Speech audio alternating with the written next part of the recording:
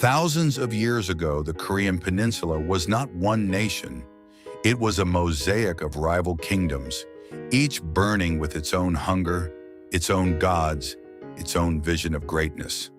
Three of them became immortal in the history books: Goguryeo, Baekje, and Silla. These were not dots on a map. They were living civilizations that rose and fell, that forged alliances over fires and broke them over blood, that charged at each other across mountains and rice fields for centuries without blinking. They fought, they united, they split apart.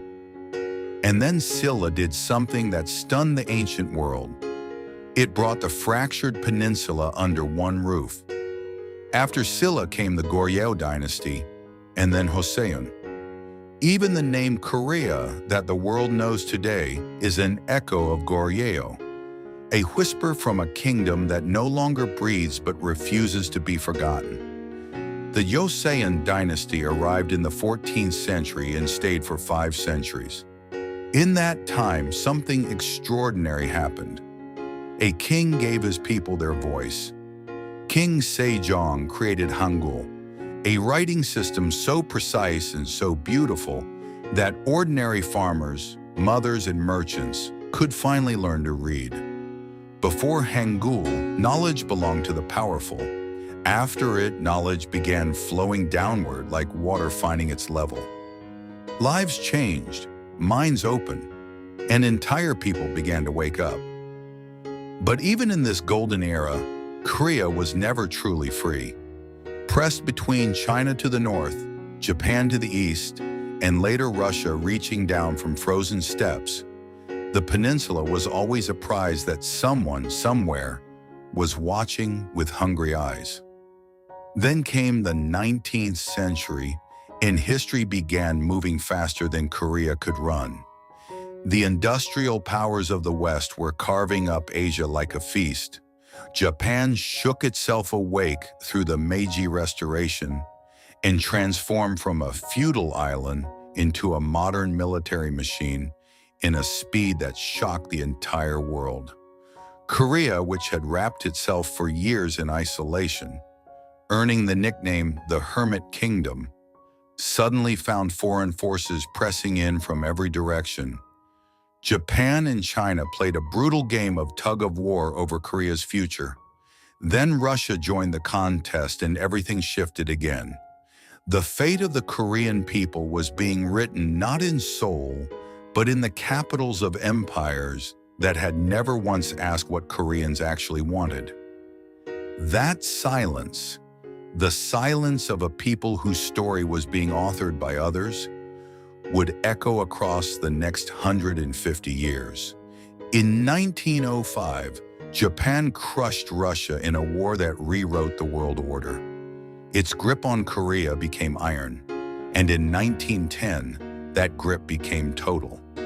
Korea was absorbed into the Japanese Empire, erased from the map as a sovereign nation. For the Korean people, this was the beginning of one of the most painful chapters in their history. The Japanese colonial administration moved to dismantle Korean identity piece by piece, suppressing the language, seizing the land and its resources, forcing labor from the population, crushing anyone who stood up. But resistance came anyway. It always does. Networks formed underground. Exiles gathered in China, Siberia, and the borderlands, sharpening their anger into something harder and more dangerous than grief. And in that crucible of defiance, a name began to surface, quietly at first, then louder and louder with each passing year. Kim Il-sung, a young man who took to the mountains and the forests, who led guerrilla raids against Japanese forces across frozen terrain and dense woodland, who survived when so many around him did not. Whether his role was as legendary as the official story insists, historians will debate that endlessly, but this much is undeniable. He was there, he fought, and survival in the brutal arithmetic of revolution is its own kind of proof. Before Kim Il-sung could rise, before the peninsula was torn in two, there was March 1st, 1919. A day that still rings like a struck bell inside Korean memory. Across cities and villages and open fields, ordinary Koreans poured into the streets. They waved flags. They called for independence. They did the most dangerous thing imaginable. They refused to disappear. The Japanese response was merciless. Protesters were beaten, arrested, killed. The movement was drowned in blood. But blood, as history has always proven, is a terrible fertilizer. It grows exactly what those in power fear most. The spirit of resistance did not die. It went underground, crossed borders, and waited with extraordinary patience for its moment. Then August 1945 arrived, and with it, the collapse of the Japanese Empire. The atomic bombs fell. The war ended. For the Korean people, this was supposed to be the moment they had bled and prayed for across 35 years. Liberation, freedom, the chance to finally write their own story. But freedom, it turned out, came with conditions attached. Soviet forces rolled in from the north.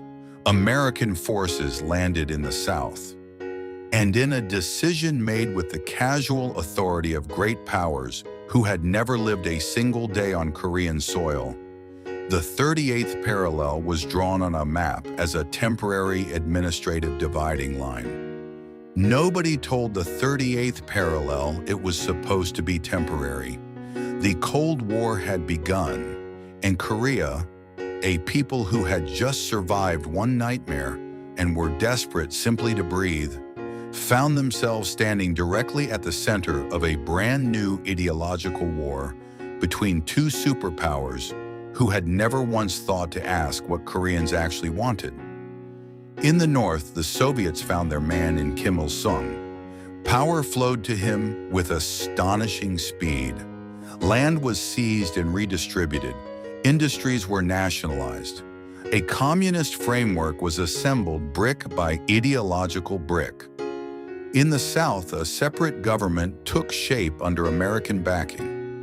By 1948, the temporary line on a map had hardened into two countries: the Democratic People's Republic of Korea in the north, the Republic of Korea in the south.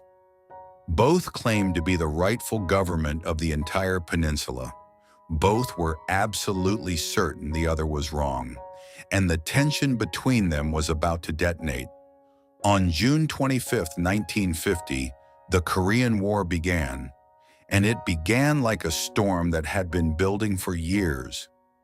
Northern forces, armed with Soviet equipment and driven by revolutionary fire, surged across the 38th parallel.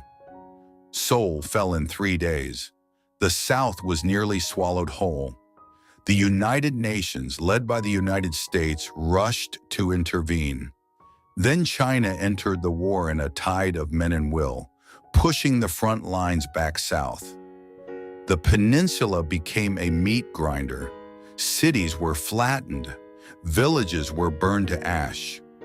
Families who had lived side by side for generations fled in columns of terror that stretched beyond the horizon. In July 1953, an armistice was signed. Not peace, an armistice. A pause. The guns went quiet, but the war technically never ended. The two Koreas stared at each other across a demilitarized zone, sown with landmines and watched over by towers of soldiers.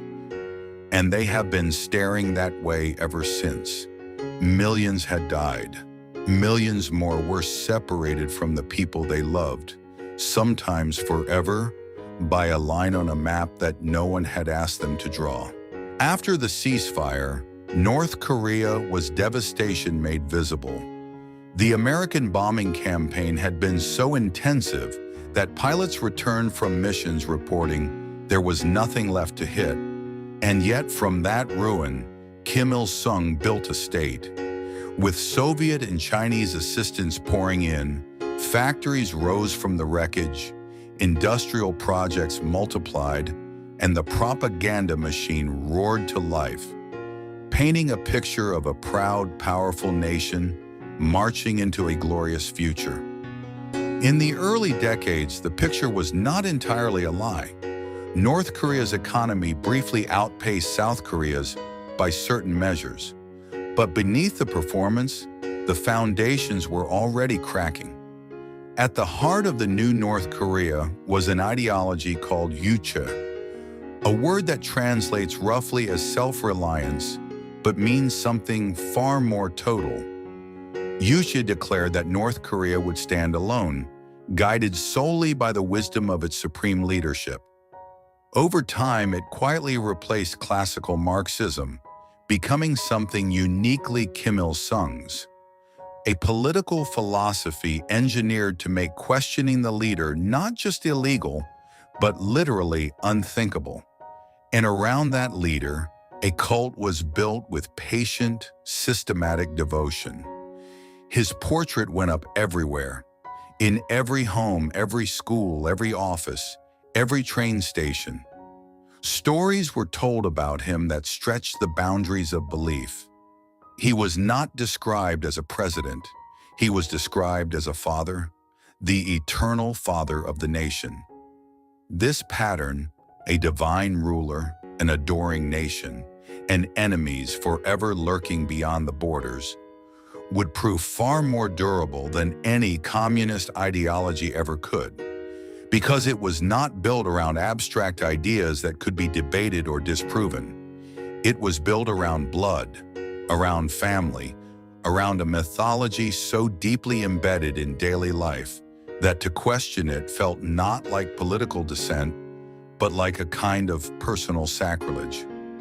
And when Kim Il-sung died in 1994, the cult did not die with him. It transferred seamlessly and terrifyingly to his son. But before that inheritance could take hold, catastrophe arrived. The Soviet Union collapsed in 1991, and with it vanished the economic lifeline that had quietly kept North Korea functioning for decades. Then floods hit, then drought. The food distribution system buckled. What followed was one of the great humanitarian disasters of the late 20th century. The regime called it the Arduous March. The outside world called it what it was, a famine. Hundreds of thousands died. Some estimates run far higher.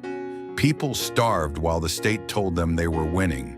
That gap between official reality and lived reality would quietly corrode the absolute faith of millions. Kim Jong-il took power after his father's death and made the military the center of everything. His policy of military first elevated the armed forces above the party, above the economy, above the welfare of the people. And his great strategic bet was the nuclear program. The logic was cold and clear. In a world where the Soviet umbrella was gone and America stood unchallenged, the only guarantee of the regime's survival was weapons that could not be ignored. Negotiations were attempted. The agreed framework, the six-party talks, round after round of careful diplomacy. Each time a flicker of hope, each time the fire went out. The bombs kept developing. The missiles kept flying. When Kim Jong-il died in 2011, his youngest son, Kim Jong-un, stepped into power. He was barely 30, educated partly in Switzerland, and many analysts assumed he would be managed by older, stronger men around him. They were spectacularly wrong. Kim Jong-un moved with swift, precise brutality to consolidate his grip. Senior officials who might have challenged him were removed. Some demoted, some executed in ways that shocked even people who thought they understood how North Korea worked. He was not a transitional figure. He was the regime, and he intended to remain that way. Look at Pyongyang from the outside, and you see a capital designed to stop breath. Wide, immaculate boulevards, Soaring tower blocks, colossal bronze statues stretching toward the sky, public squares large enough to swallow entire neighborhoods, filled with hundreds of thousands of people moving in perfect synchronized choreography, every gesture rehearsed, every smile calibrated, every movement a brushstroke in a painting the state has commissioned of itself. But those who have escaped tell a different story. They say Pyongyang is a stage set, magnificent from the front, hollow behind. Behind the facades, there are power cuts that plunge apartments into darkness for hours. There is food that is never quite enough. There is a silence that is not peace, but the practiced quiet of people who have learned across generations that certain words must never be spoken aloud, because the walls in North Korea have always listened. The city does not breathe freely. It performs breathing brilliantly, relentlessly, for any camera that happens to be watching. Look at the Korean Peninsula from a satellite at night, and the image will stop your heart. South Korea blazes, Seoul burning with the light of millions of lives in full electric bloom. A constellation dropped to Earth, a civilization lit up by its own energy. And North Korea is dark. Not dark because of geography, not dark because of natural poverty, dark because of decisions, dark because men in offices chose decade after decade that the light their people might generate was less valuable than the control they could maintain over a population kept in the shadow. That image, blazing south, silent north, is perhaps the most honest single summary anyone has ever offered of 70 years of division. And yet people run. They wade into the Tumen River in the dead of winter, when the water is ice and the border guards are supposed to be watching. They cross on bare feet over sharp stones, with hearts hammering so loud they are certain someone will hear. Some make it, some do not. Those who survive the river face thousands more miles of danger, hiding from Chinese authorities who would send them back, moving through Mongolian deserts or Thai jungles on routes that take months and cost everything. And why do they run? For the chance, just the chance, to one day read a book their government did not choose for them, to laugh without first checking whether it is safe, to live a single day entirely on their own terms. When they reach South Korea, defectors enter a center called Hanawan, where they learn to exist in a world they have never inhabited. They learn to use a bank card, to navigate a supermarket, to use the internet without a minder standing over their shoulder. Some of them discover in their 30s that everything they were told about the outside world was a fabrication, that their hunger was not inevitable, that their fear had been manufactured.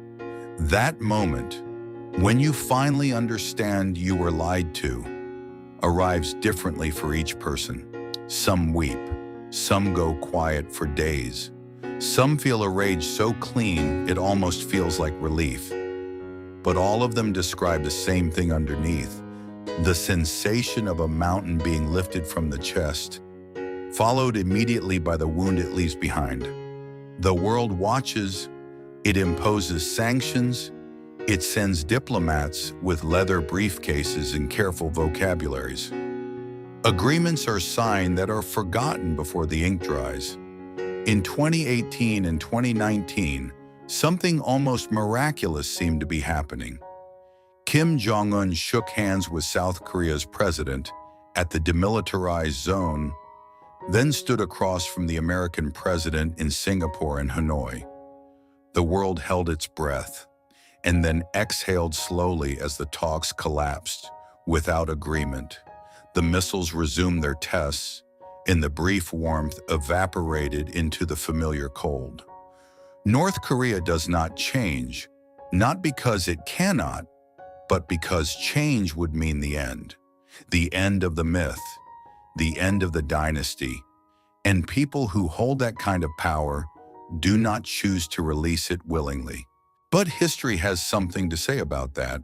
The Berlin Wall fell, not through negotiation or gradual compromise, but in a single extraordinary night before the world had time to prepare for the image.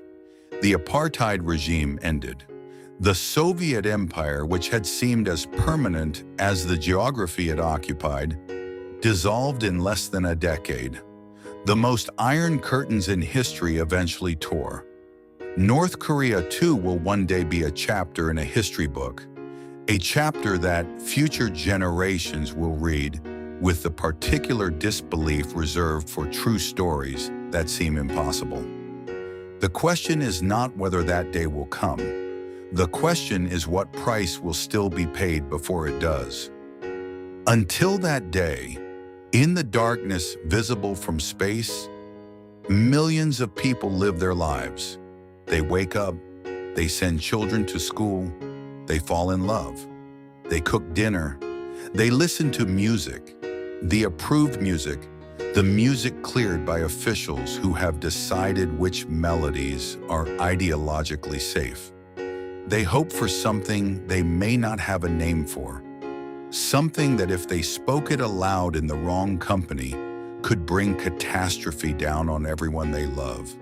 They hope anyway, not because the government permits it, not because hope is part of any official doctrine, because hope is the last thing that belongs entirely to them.